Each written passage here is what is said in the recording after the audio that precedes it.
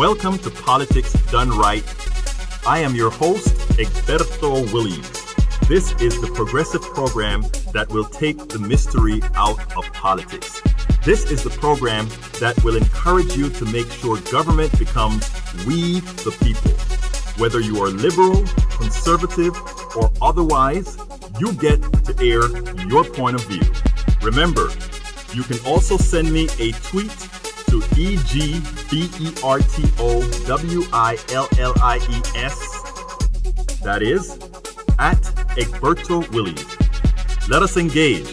It is politics done right. 1, 2, 3, 4.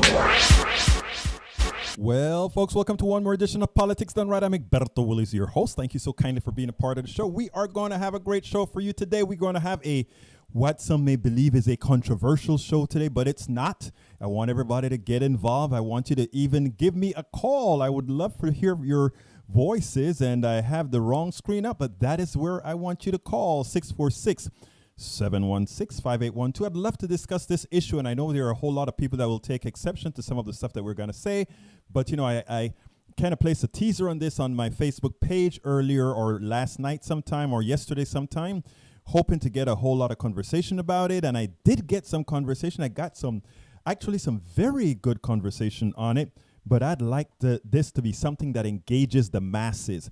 I think people need to be more aware of what's going on in our economy. I think people need to be more aware of where they fit in this. I think people need to be more aware of how they can make a difference. I think people need to be aware of how things really work and not follow the lies, not follow the theories, not follow the scary things that people say whenever you mention a challenge to what we call capitalism. Whenever you have a challenge to this man-created thing, and notice I didn't even say person-created thing or persons created thing, because this was a man-created thing, and I want us to discuss this in detail. I'm going to talk a whole lot about this, but I would love to have some interaction with folks if you'd like, if you have some questions. In fact, I'd love a whole lot of my conservatives who uses capitalism as almost as a religion, as a god. I'd like them to chime in as well, because I think this is a very important topic. And I think what happens a whole lot of times when we talk about capitalism is people go into the scary part. Do you want to be, if it's not capitalism, it is Venezuela. If it's not capitalism, it is, and they give you all these scary places that they want you to look at. So what I'd like folks to do, I'm fine. Hello, Alexis Betancourt. Buenos dias. How are you doing, my dear friend? And Michael Rudnin, welcome aboard. And for those that I haven't scrolled across yet, welcome, welcome, welcome. Love to have you here. I'm glad to have you here. Please come on in, folks. If you're just joining us, why don't you just kind of inside of the in the comment section? I'd love to know where the people are calling in or watching or listening from. So why don't you do me a favor, and if you're just chiming in, go ahead and tell me where you are, city and state. And if you don't want to give city, that's fine. But I'd love to hear city and state where you're from, because what that does is kind of give us an idea that, you know, we know we have a national audience. I like to see at each time where people are listening from. So let's do that. And also, if you're just chiming in as well, please go ahead and like the page, like Politics Done Right with Egberto Willies. Please also follow Twitter, our Twitter page, which is Egberto Willies. And also, if you'd go to our YouTube and also like that YouTube channel, because I think under consideration right now is because of some of the throughput that we have with Facebook. We're also considering moving the stream. Well, of course, you guys are going to vote on that, but we're also considering moving the stream to YouTube, mostly because lately what we've noticed with Facebook is they've been attenuating. They have been sort of throttling programs like ours. And when you throttle programs like ours, what it means is that you lose quite a bit of your reach. And given the importance of what we are doing, given the importance of what we have to do, folks, we got to get busy with that. Now, the title of the program today is I Am Losing Faith in the Possible Redemption of Capitalism. But we do know one thing. Free enterprise is the answer. And do not let anybody fool you into believing that they're one and in the same. Now, for those of you who took a look at the promo to the show, We had some issues with we moved to WordPress 5, which from WordPress 4 point something, and we lost a whole lot of the data that was in there, the promo for you to see. So I'll fix that up later on after the show so that you can have a bit more information. But the subtitle of the show, and if I can go ahead and find the subtitle of the show, because I really want to give you guys sort of the idea of what we're talking about about here. The subtitle of the show is "The Dynamism and Great Structures Were Built Under Capitalism." Yes, all those big skyscrapers and all those things, and a lot of the big freeways and the big factories and all of that. Yes, that was done with capitalism. That was done under the ethos of capitalism. The next question is, can they be sustained under the current model, or is it time of a new economy that acknowledges humanity? Folks, if you're just joining us, please, inside of the comment section, tell us where you're from, city and state. I'd love to know that. Also, give me a little salute. I'll salute you as well. And likewise, I'd love for you to not only do that, but if you're for you to share our show on your page, on your wall, on Twitter, everywhere, because that is the way, folks, we are going to get the penetration that we need to get action. Because, folks, this is all about you. This is not about the kinds of programs that I do is only solely about your success, solely about making things better for us all. We don't have any skin in the game. We don't have any skin in saying, we're just coming out and saying these things for the sake of saying it. So anyhow, what I'd like to tell you is that, the basic structure is this. Yes, it's true that a lot of the great big structures, a lot of the skyscrapers, a lot of all these great things we've seen in America, in England, in all these other places, they came under the tenet of capitalism. I am not going to argue that at all. But I have to ask a question, because a lot of people like to equate, look at all the great things we built. I always ask the average American citizen, of all those things capitalism have built. Think about it. All the great structures, all the great ingenious things that they've built. How much of that, as a citizen of the United States, was meant for you? How many of that were you able to partake of? How many things have you built that you were not able to enjoy? How many things around this country, around the world, that when we praise all these things that were built, we realize that, wait a minute, we don't really have an equitable society. We really don't have an equitable society. And how do we get there? So I want folks to really start to think outside of the box. I want folks to start to think not how they were indoctrinated. And in fact, I'm going to talk about indoctrination a little bit later, because for us to maintain this system requires a certain level of indoctrination. If you are looking at this system right now in an abstract form, what you'll see rather quickly is it's unsustainable.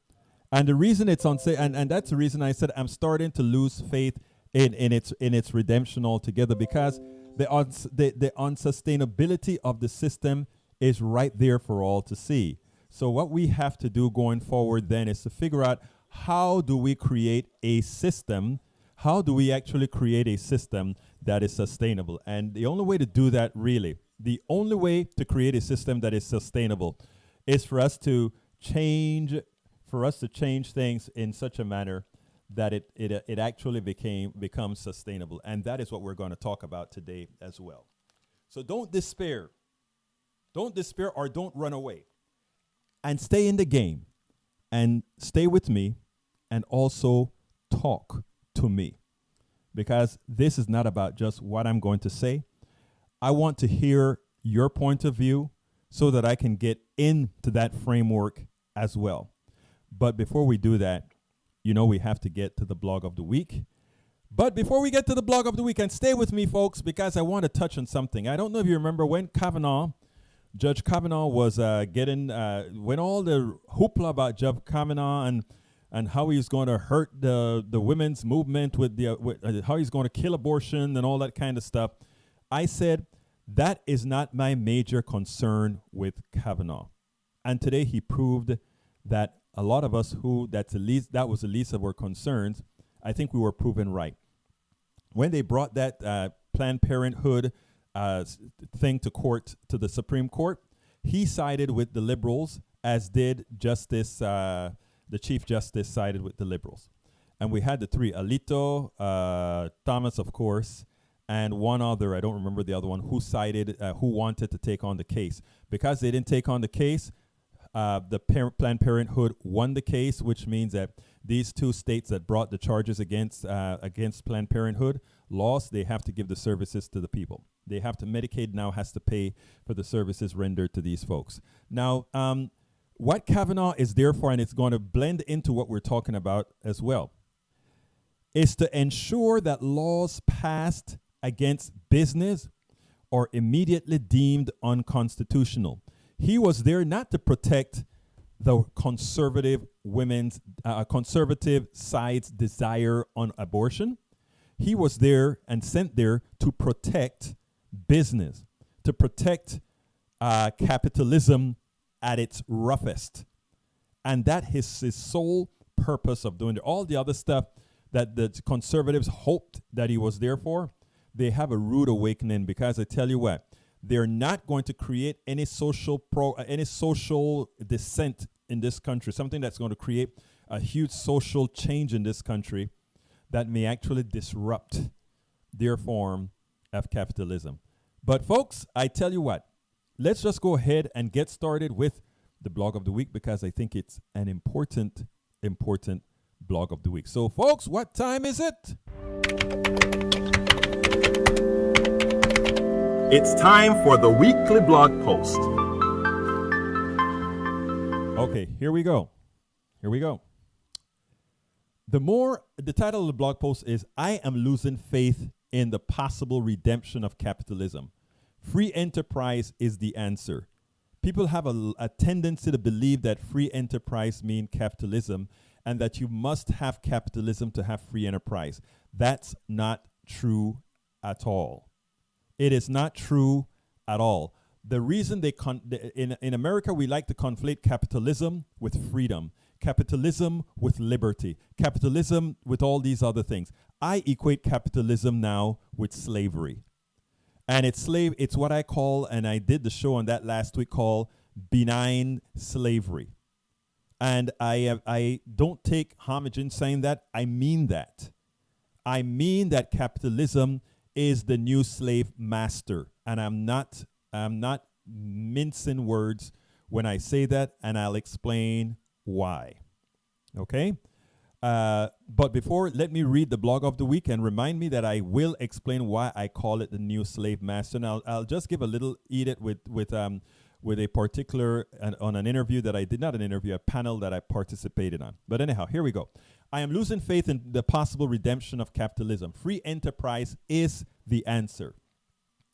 The more I learn about what that most Americans don't care about or really going through, and the need to have them in that condition by design, I am actually losing faith in capitalism of any form.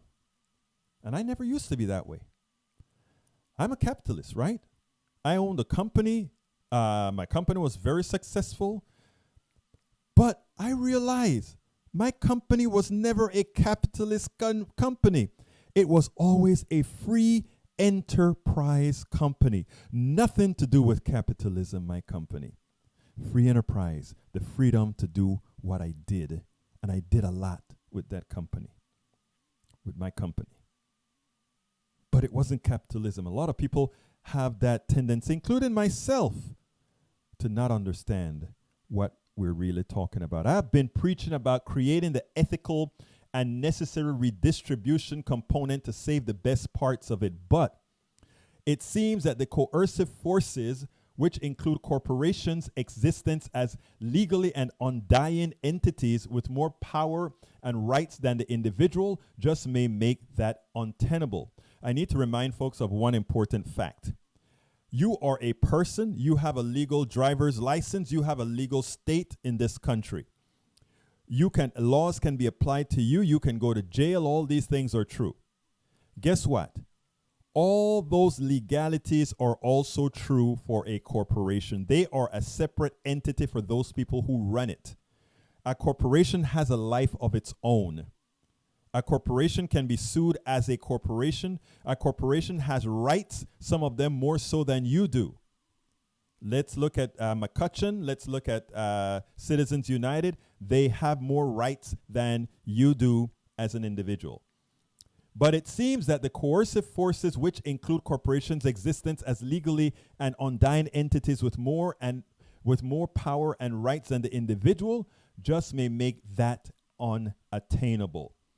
This means, on a continual basis, more and more must fall out of the middle class to sustain a group growing wealth faster than the economy at large. It is a mathematical reality. It is a mathematical certainty. Let me explain that. I've explained this several times in other shows, but we have newcomers that I'd like to explain for. If you're just joining us, please tell us a city and state that you're from in the comments. But this is so important. When I said this, this means for this stuff to be capitalism and this stuff continues under this tenet. This means on a continual basis, more and more people must fall out of the middle class to sustain a group growing wealth faster than the economy at large. And let me explain that in detail. If the economy, all of us are in one economy. We are all in one economy. If that one economy is growing at 3%, let's say, that's generous, but let's say that one economy is growing at 3%. And let's say the average wealthy person's wealth grows at 7%. That means that of that's 2%, that 3% that the whole economy is growing, they are constantly extracting 7%. They have that extra percentage that is above and beyond the growth of the total economy has to be coming from somewhere. And where is that coming from? It is coming from you. And this is no longer conjecture, right?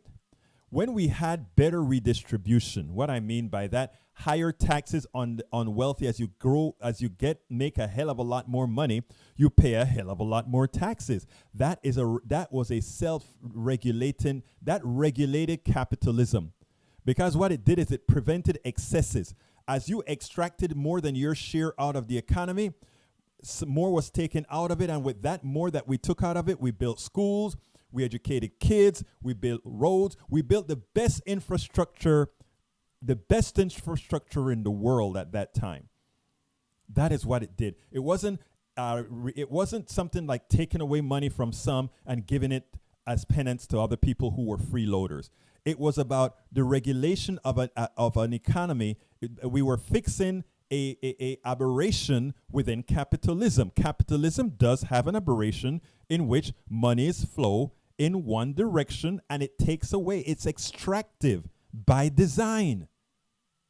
So the only way to get around that is to have some sort of redistribution. And we did it within the capitalist structure for a long time through taxes, where we taxed the holy hell out of high incomes so that we could regulate, we could keep it alive. The only way capitalism lasted as long is we were able to redistribute the excesses better so than since Reagan. Now, as Reagan came, what did Reagan do? In cutting taxes like a madman, what he did, the results of all of that was the accumulation of wealth by a few. First of all, when all of this was happening, Keynesian explained that to Reagan, economists explained that to Reagan, even Reagan's own budget director, can't remember his name right now, explained that to Reagan, to all of them. All these supply-siders understand that. Supply-siders mean that they believe giving a whole lot of money to folks on the top and somehow it's going to trickle down. Bush number one, the one that just died, used to call that voodoo economics. They don't call it that anymore, right? They just call it Republican economics. But anyhow, the truth of the matter is when they said these things were going to occur, nobody believed them. And of course, we didn't really have the stats to back that up. But we knew math is absolute. Mathematics, while economics is not absolute because people's behaviors can change, math is in fact absolute. And it has come to fruition. Monies have moved to the top by design. The only difference now is with Reagan's very small taxes. It means that that money continues to accumulate on top. It doesn't flow back into an economy. It doesn't flow back to build things which employ more people. And why would these people up top trickle anything down if there's nobody buying anything that they want to build? So, folks, that the first lie that we had during the Reagan administration as it tied to capitalism was that somehow less regulation, less taxing, and somehow not trying to force capitalism out of its inhumanity, its greedy inhumanity, that simply went awry. And the results is what we have today. Large, huge student loan debts, because where we had the taxes to control, where we had the taxes to educate our kids, to educate our adults, we no longer have those taxes. Where we had the taxes to pay teachers good salaries, where we had the taxes to have good schools, where we had the taxes to continue to build good roads, employing people, no longer there. And not only did we do that, we became even more extractive. Because how did we become more extractive? Toll roads, right? All the new roads that are being built, a whole lot of toll roads, a whole lot of all these things are out there to extract more. Regressive extractions of money. That is what we've got so far. As we get a new Congress and legislatures with more progressives, I am already seeing the above-mentioned coercion at work to continue to limit the power and wants of the population. I am seeing it locally with our purported progressive mayor and some in his cabal attempting to sell out our schools to private entities on the sly. I see it statewide as Democrats break bread in fundraisers to raise money for a Republican speaker with interests diametrically opposed to ours. And I'm seeing it nationally with a centrist establishment cabal trying to force Nancy Pelosi to disregard her progressive flank, as well as the coercion reported by our friend Alexandria Ocasio-Cortez at all the newcomers. You know, they're trying to get to those newcomers. They're trying to get an indoctrination started. Hey, stick with us. What we can do for your district is this. And by the way, according to Ocasio, one of them said, you guys don't know what's going on out here, to the young folk. Little do they know, a lot of those young people that are coming on board right now, they have an agenda. And nobody's going to push them around. But what we have to do as progressives is we have to make sure nobody's pushing them around. Those of you who are just joining us, please go ahead and tell us where you're from in the comments. Go ahead, and if you're on Blog Talk Radio, you can tweet that and put the hashtag politics done right. City and state, please, if you will. And if you're from another country, please put the country that you're from as well. Again, folks, let's be clear. Today we're talking about capitalism and whether it is salvageable or just what we have to do about it. But this is a very important topic. Okay.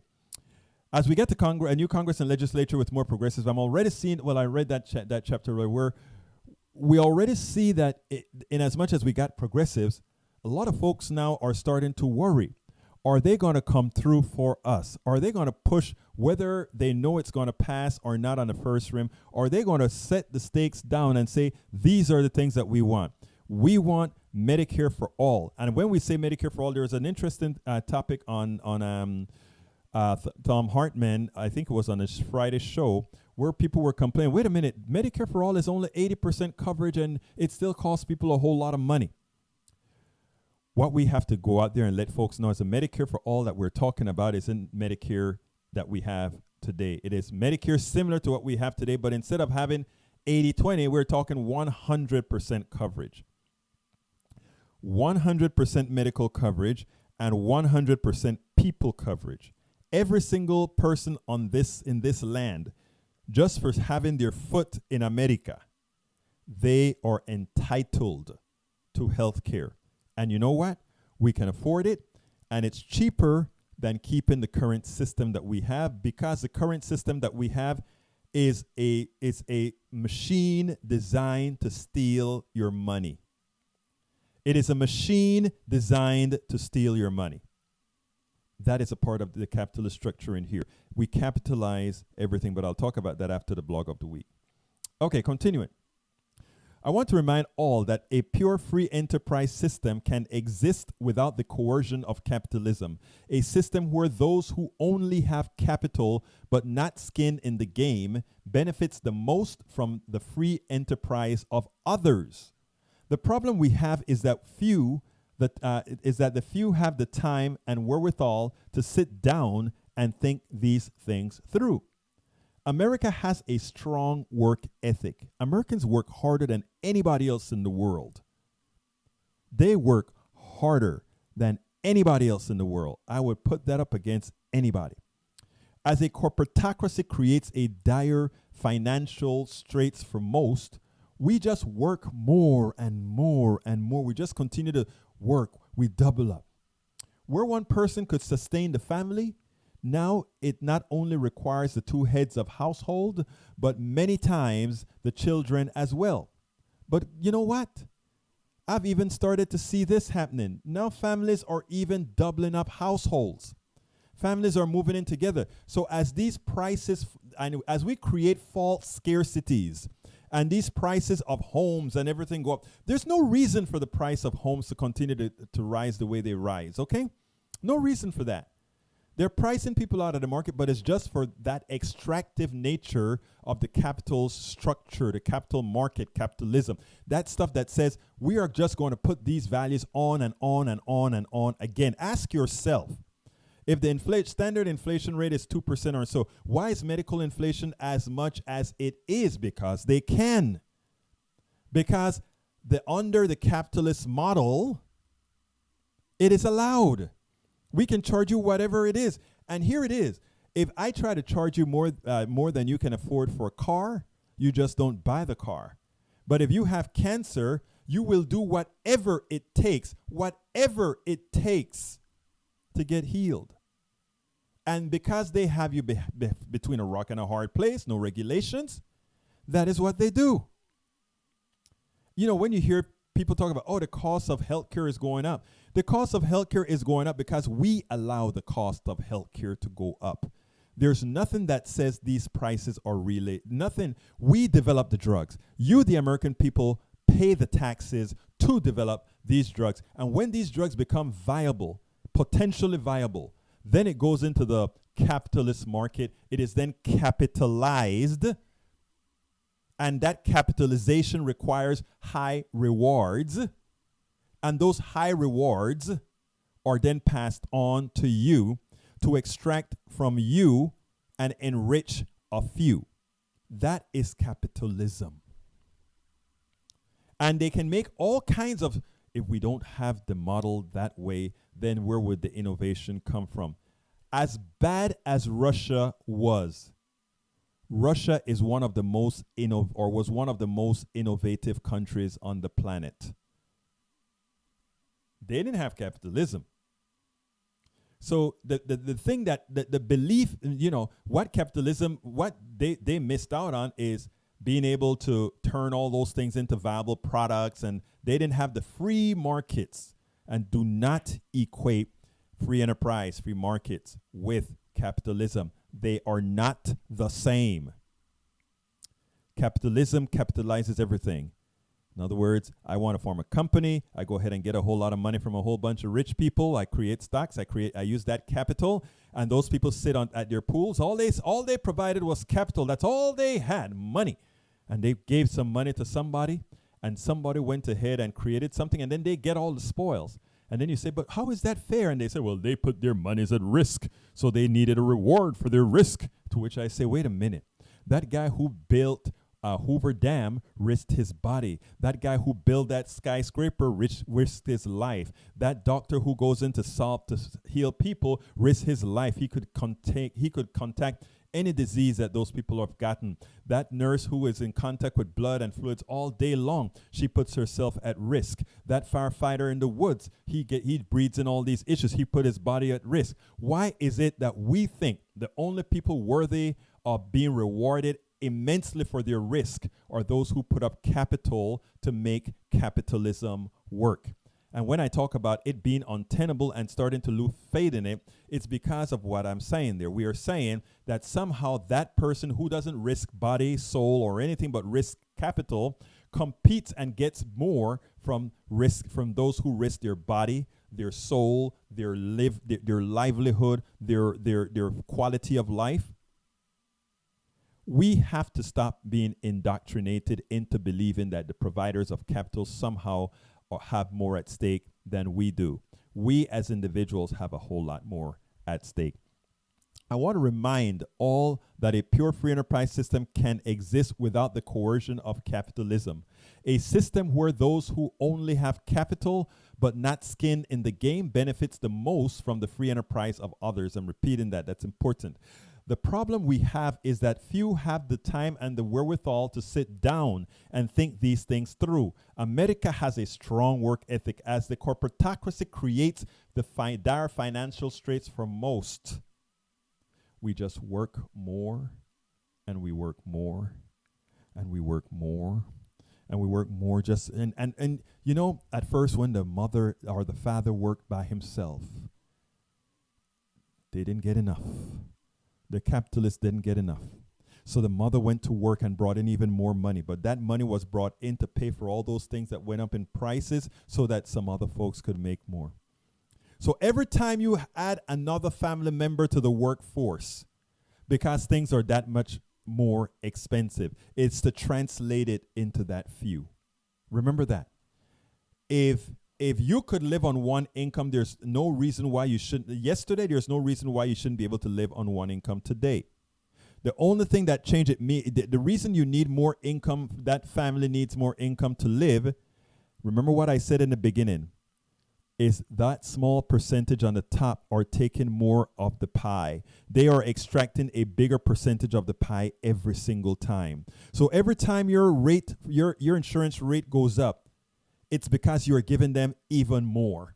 Remember, listen to CNBC any day of the week. All they ever talk about is growth, growth, growth. Check this out.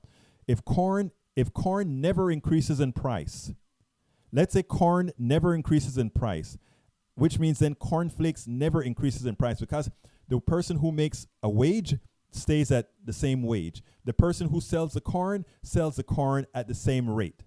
All of that stays the same. If you are a capitalist, which means now you have money invested in that company, theoretically speaking, you are in a steady state condition. What that means is the price of corn is the same, the price of labor is the same, everything is the same. But every year, those capitalists, who put their capital on the line, says one thing. Listen to CNBC if you doubt me. Where is the growth? We want growth. Again, if everything is the same, that would mean a stock price would stay the same, and all that person should really get is a percentage of the dividend for their interest on that investment. But that's not what they want in capitalism. They want stock appreciation all of the times. And the only way you get stock appreciation all of the times is if you constantly make more. And think about this. Remember, I use one item, cornflakes. The price of corn stays the same. The price of cornflakes, the labor to build the cornflakes stays the same. So therefore, the dividend or profits would be the same. But that person who owns the stock wants dividends plus a plus a capital gain. Capital gain meaning the price of the stock goes up. The price of the stock can only go up if that chain is making more money. And that chain will only make more money if they just arbitrarily say, okay, the price of corn stays the same, everything else the same, but the price that we're going to sell this unit to the customer goes up. That is an inflation that doesn't, and by the way, we still, even though we charge more for the price, we don't pay the employee anymore, we don't pay anymore for the corn, anything change. So that delta, that extra money goes where? Dividend. And if it doesn't go into dividend, it goes into the price appreciation, many times into stock buybacks, etc., etc. That's capitalism. It produces nothing. It just extracts, and extracts. When I had my company, it was a free enterprise company, right? I created software for engineers and from all over. Actually, it was used at NASA, it was used at Boeing, all these other places. But I created a product, I sold a product, I reaped that, and and that's it, right? Steady price. Whenever I had price increases and other things, I passed the price increases as well on the product. Free enterprise. No, everybody who made money from the products that I sold did something for it. I created the software, I made the profit from the software, and when I did have some huge sales, I paid huge taxes. I never tried to look for loopholes to hide the money or to try to pay less because I always felt blessed. I always felt that, to whom is given much, much must be given back, or whatever that phrase is. That's a tenet that I grew up with. But that is not a tenet within capitalism. That is not a tenet within capitalism at all. It says, take it all. Take it all. It is greedy. Take it all. So, folks, please, if you're just joining us, please go ahead and tell us the state and the city and state that you're from. I'd love to hear you after I'm almost done with the blog of the week, and then I would really, really, really, really love to hear from you. Okay. It will be necessary for us to find an answer to the 10 to 20% that are guarding the doors for plutocracy. Some are getting the message as they see their own children falter because of the unsustainability of the system, which means massive student debts, healthcare outsourcing, offshoring, even of professional jobs, the inability to buy homes. We are now activists together. So a lot of those people with those kids are the same people that are on the road, on the streets with us, who are looking for a better answer. These are the people that have seen the light. Even though they're in the 10 to 20%, they're in the top 10% or the top 20%. They're the guardians of the plutocracy. Hell, I was the guardian of the plutocracy at one time. We're guarding the plutocracy because that is how it works, man. Until you really see what's happening to people. Let me go back to the top of this document and tell you what I said for those who are just joining. And if you're just joining us, please give us the city and state you're from. But I started this blog by saying, the more I learn about what the Americans that most Americans don't care about are really going through, and the need to have them in that condition is conditioned by design, I'm actually losing faith in capitalism of any form because it is destructive. What's going on here. And you don't have to just listen to what I'm saying for the sake of listen to what I'm saying. You don't. You just have to look up the data. That is all you have to do, and see when all these things occurred and why they occurred. I mean, it's all there for all to see. So continuing, it will be necessary for those. I said that already, because I said those people are already with us. Even though they're the wards of the plutocracy. They're with us. They're out there fighting the good fight. They're out there trying to make that change. They're trying to get that blend between democratic socialism and free enterprise. That balance, that perfect balance where we live a better existence, given we have so much more money than Denmark or many of these other Scandinavian countries, where the happiness level is huge because people can live. People can live knowing they don't have to worry about getting sick. Being sick is just another thing. It's not something where you have to go raise money on GoFundMe because you cannot be healed unless somebody helps you. You don't have to go begging. You don't have to lose your dignity as we do here in America. As Americans suffer in silence. When I place this stuff about is capitalism in trouble or whatever I placed on the website, and I didn't get a lot of answer. I understood why. I expected, at first I thought a lot of people would chime in. But I understand why a lot of people don't chime in, because they're scared to really challenge what's going on. They're scared. What happened if I challenge it? How many people are programmed to just go against me? Well, I'm telling you, I'm not scared of a damn thing. And I'm not scared of trying to tell folks, this is our country and we can run it however the hell we want to run it. And we can make sure to make it an egalitarian society so that everybody have access to success, so that everybody gets their due. Okay, we are now activists together. Some are seeing, some of the 10 to 20% or in the top 10 to 20%, some are seeing how quickly they can go from boom to bust without any real care from the corporation after they are done using them up. Because it's all the corp want. They'll use you up and they'll pay you good to use you up. Because you are just a commodity, a cog in the entire thing. There's no love here. This is not about love. This is not about care. This is not about let's have a family, a society, an adventure together as we build things. This is just a money machine for those shareholders. And if you do right, if the administrators do right by the shareholders do right by you. And that is what it's all about. Yes, I get emails from those people too. And they tell me the same things. They say the same thing. Some are empathetic and understand that they can be a force of change from within. As such, they are our silent supporters. So they support us in silence. But they know we're right. And they know we have to make a change. But there is one group who are ripe for the outcome if we are not successful in changing the course of this juggernaut without them. There's one group. And you know what?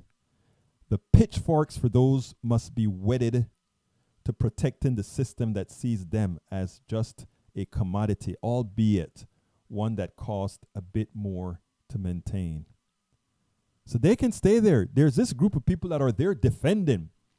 They're defending their masters. They're defending those people that are paying them those big bucks, and they think they're on top of the world, not realizing those big bucks aren't all that big after all. And it is fleeting for most, doesn't last for most, because you get used to a lifestyle, and suddenly when the corporation decide that you either suck to the corporation suck it like it's the mother giving you the milk, and you beg to it and you cling to it, or you have a life. It's so important, folks, for us to really, really understand these concepts, right? And we can form an egalitarian society, and that is what a lot of what I'm going to be talking about in my book. But anyhow, I am expanding many of these concepts in the book I'm writing titled How to Make America Utopia. I'm currently writing the chapter on our indoctrination, which is germane to this commentary. Those most agnostic to what I'm saying here will object to what their eyes and reality are showing them and instead stay on the indoctrinative points that have been promoted before the inception of this country and further boosted by the Powell Manifesto. So stay tuned, and I would love to hear your comments. Telephone number 646-716-5812. Again, that number is 646-716-5812. I would love to hear from some of you. I know we've had quite a bit on for some time, and a lot of this stuff scared quite a few people. But let me go ahead and see what I have here in my from my wonderful listeners on this. Let's see what they're saying here. Okay, let's go. Bruce Pollard, we're making progress, but it will take years to reverse 76 years of whatever we will call what happened after Roosevelt. Very true.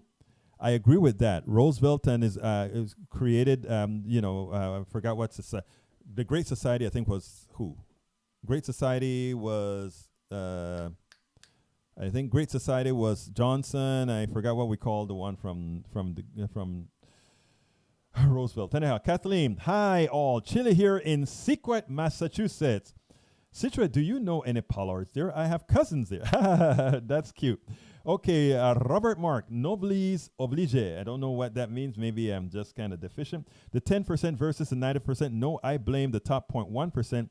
For most, for most of our nation's problem, as the wealthy suck out the value from the economy while 140 million of my fellow citizens struggle.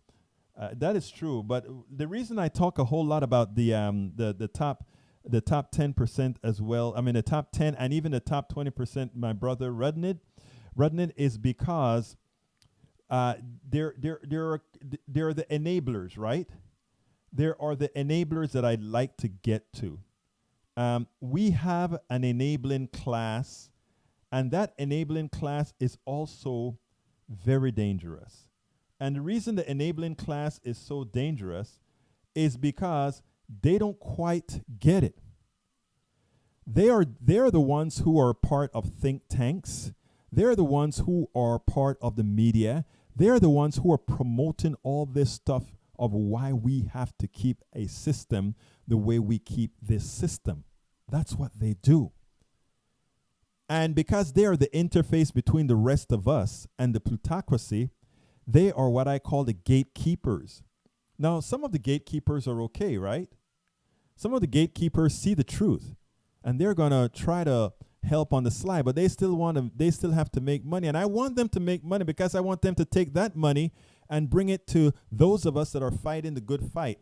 They'll be taken care of whenever we make these transitions, as we're going to make these transitions progressively. But in order to make these transitions, we have to have an educated population. And they have billions to miseducate, to misinform folks so that they're scared. So what we have to do is have a whole lot of these types of programs. My program and several others that are on this wavelength that are telling people the truth about what this system does to them. Michael Rubin, going to be an interesting topic. Yes, sir. Occupied Territory of Indiana. Hi, Michael Dean Newton. Mirror your show on multiple platforms. I hope that's technically feasible. Yeah, I was going to mirror it. I was either going to have it on YouTube as the main driver, and then for the vlogcast, have it on Facebook. But I got some pushback. Folks want to be able to see it live on Facebook based on how they watch things, and others tell me they want to see it on YouTube as well. Okay, let's see. Robert Mork, let's see. Michael Rudden, 10%. Forget what the Atlantic is telling you. The 1%. Oh, that is from Michael.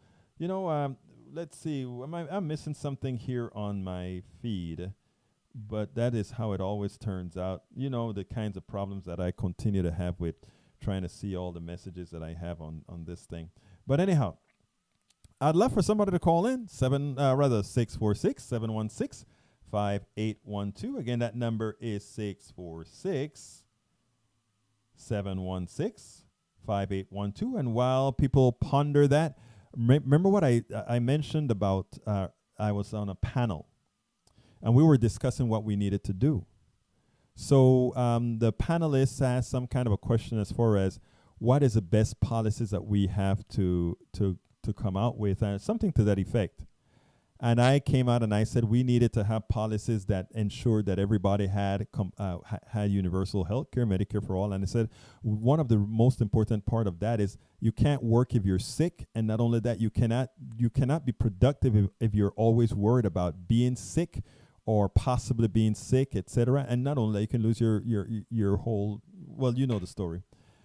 And when they went to the conservative guy started to say, the reason why we don't want to have those things is because it's not good for business. I mean, he just point blank said that. The reason we don't want those kinds of policies is they're not good for business. So, as I mentioned about capitalism, it has no humanity, right? We don't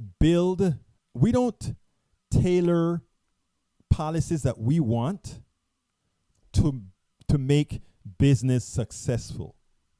We decide what policies humanity needs, the humans in our system need, what policies we want.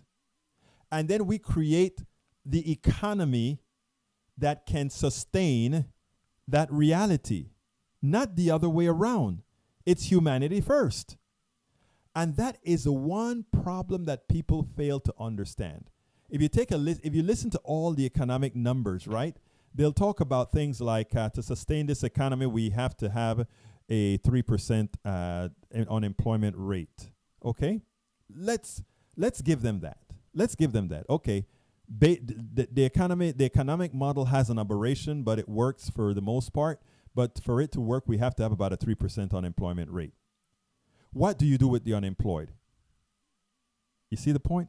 They talk about what has to be occurring. They don't talk about the safety net that must be there.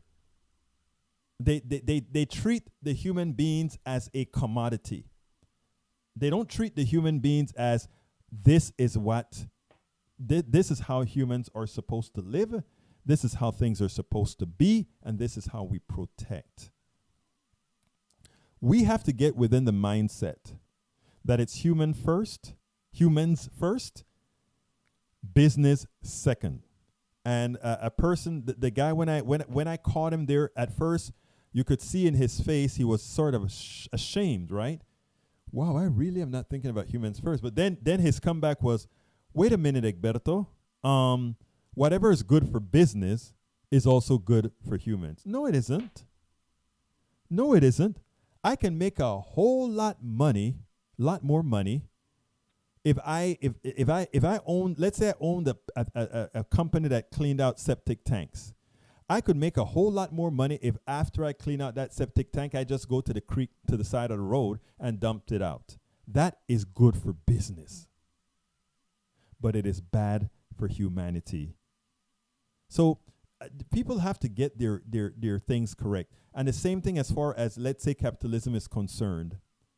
When you reach a stage where it is more when capital has more importance, listen to all the business channels. Everything is about, we're going to create jobs. But if the jobs don't pay, what's the matter? We have almost full employment right now. But people are still in dire straits. Everybody's still working hard and making less. Why? And they say, oh, well, we had a slight increase in wages this year. Very true. Very, very true. But guess where that wage went? In higher increase in healthcare costs, in higher increase of a whole lot of stuff. So those things went up higher than the wage that you got. Capitalism. If we had a system, free enterprise plus a very solid social system, very solid, people would be free to think. People would be free to do the things they really wanted to do. People could get educated.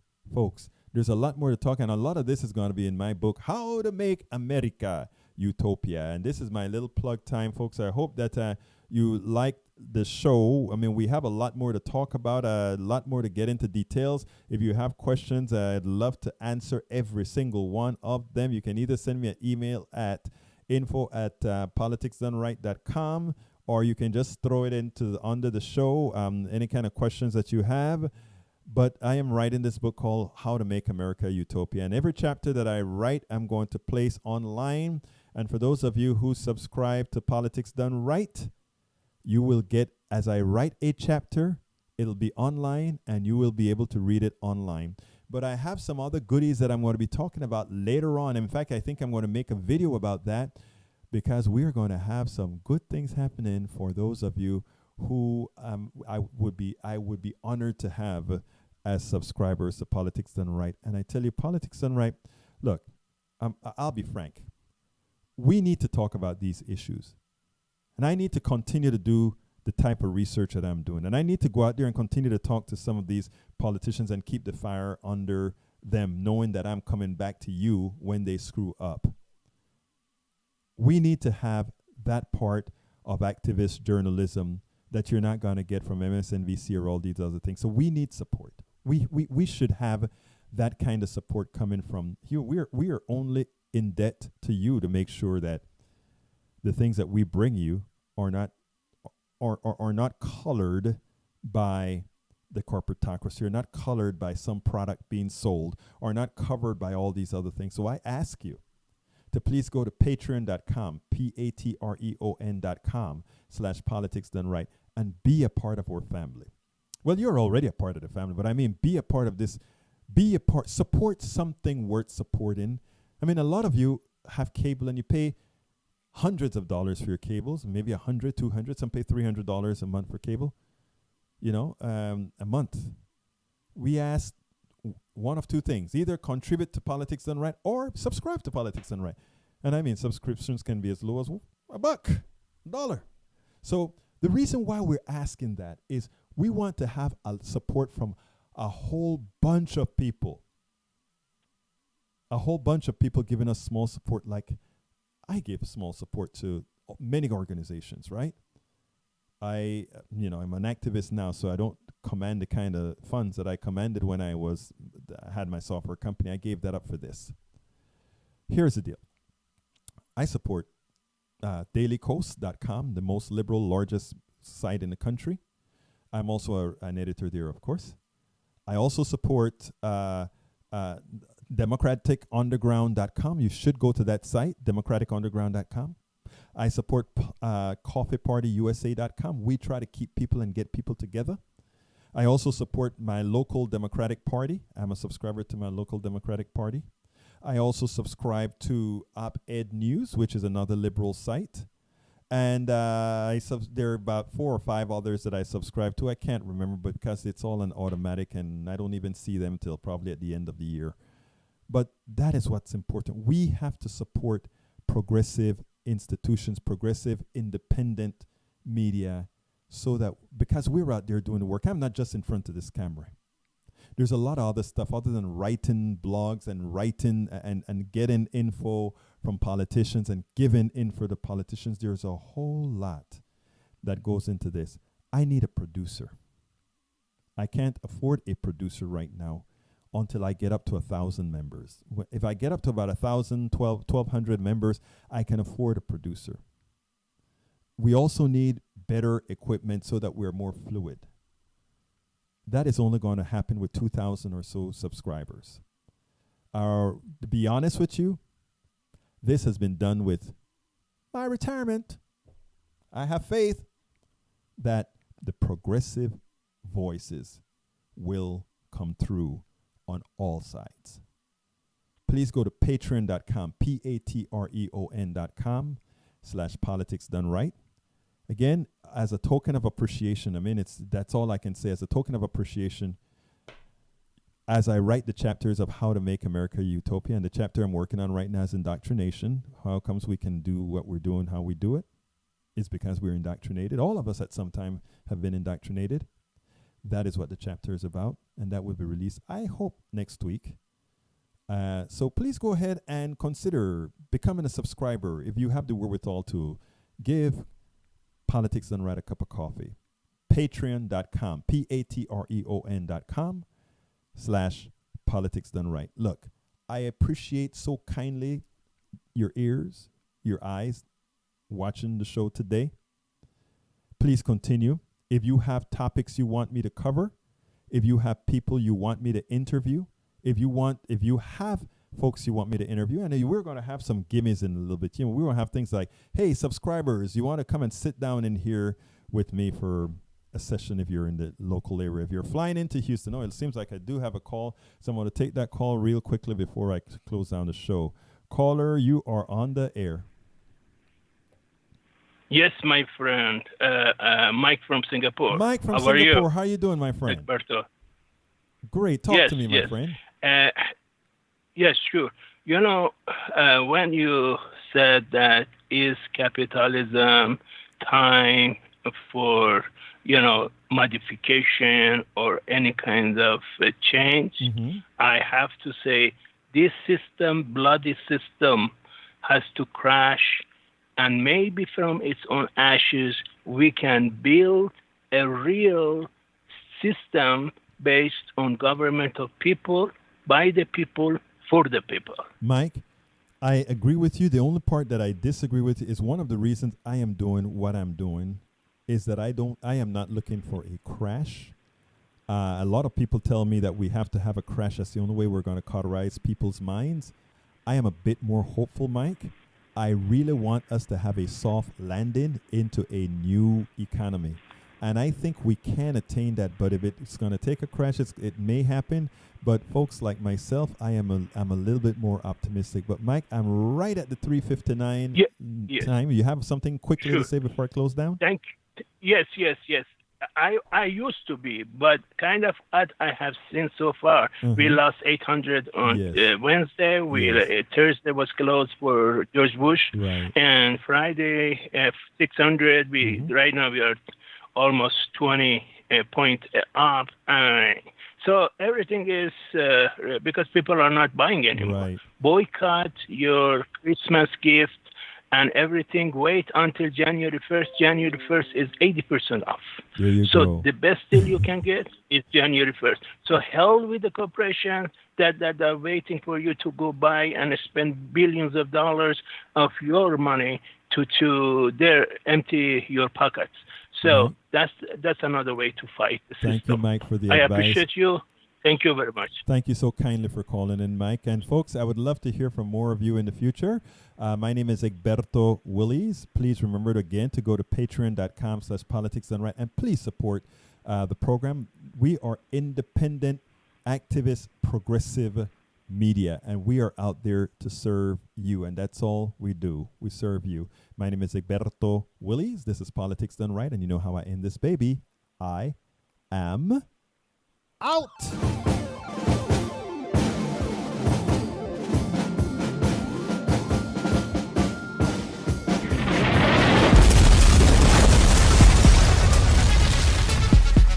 Welcome to Politics Done Right.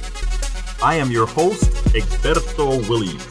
This is the progressive program that will take the mystery out of politics. This is the program that will encourage you to make sure government becomes we the people. Whether you are liberal, conservative, or otherwise, you get to air your point of view. Remember, you can also send me a tweet to EGBERTOWILLIES.